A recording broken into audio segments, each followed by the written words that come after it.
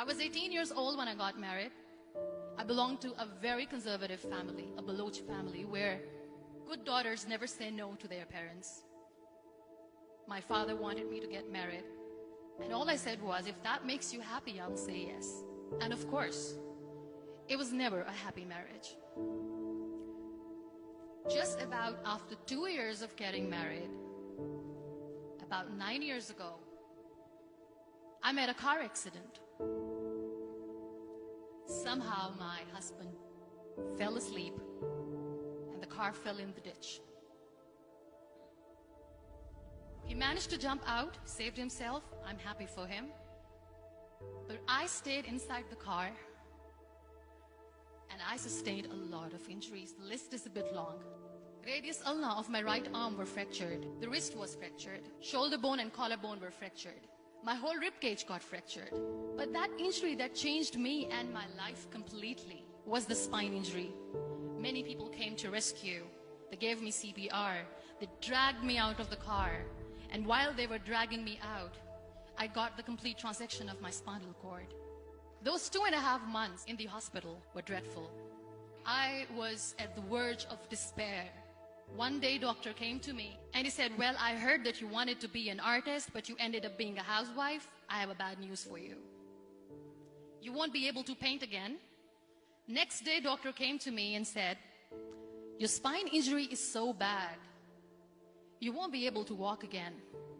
I took a deep breath and I said, it's all right. Next day, doctor came to me and said, because of your spine injury and the fixation that you have in your back, you won't be able to give birth to a child again. That day, I was devastated. I started to question my existence. Why am I even alive?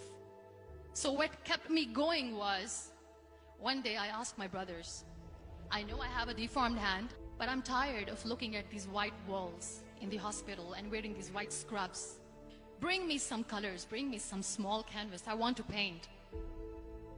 So the very first painting I made was on my deathbed, where I painted for the very first time. What an amazing therapy it was. Without uttering a single word, I could paint my heart out. I could share my story. People used to come and say, what lovely painting, so much color. Nobody could see the grief in it. Only I could. And that day I decided that I'm going to live life for myself. I am not going to be that perfect person for someone. I am just going to take this moment and I will make it perfect for myself. That I'm going to fight my fears. So I wrote down one by one all those fears. And I decided that I'm going to overcome these fears one at a time. You know what was my biggest fear? Divorce. But the day I decided that this is nothing but my fear, I liberated myself by setting him free. And I made myself emotionally so strong that the day I got the news that he's getting married, I sent him a text that I'm so happy for you and I wish you all the best. And he knows that I pray for him today.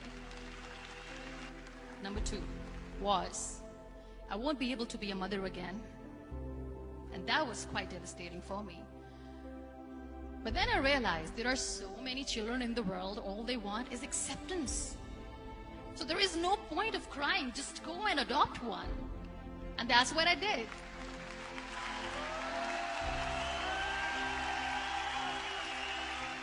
I gave my name in different organizations, different orphanages, and I waited patiently. 2 years later, I got this call from a very small city in Pakistan.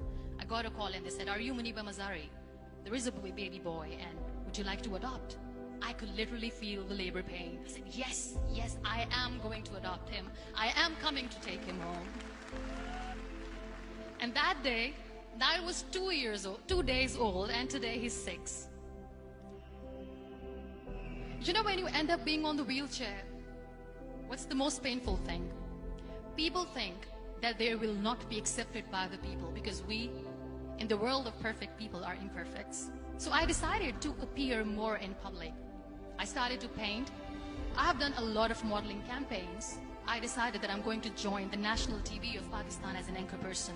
I became the National Goodwill Ambassador for UN Women Pakistan, and now I speak for the rights of women, children.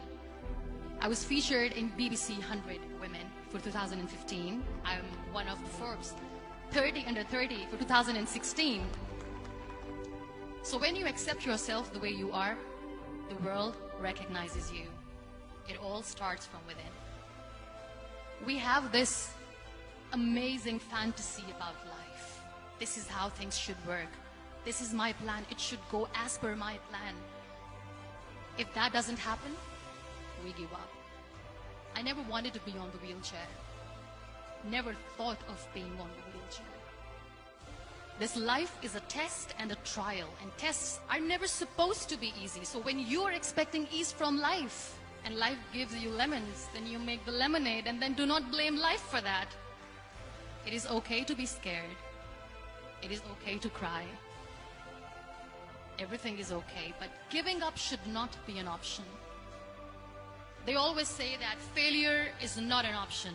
Failure should be an option, because when you fail, you get up, and then you fail, and then you get up, and that keeps you going.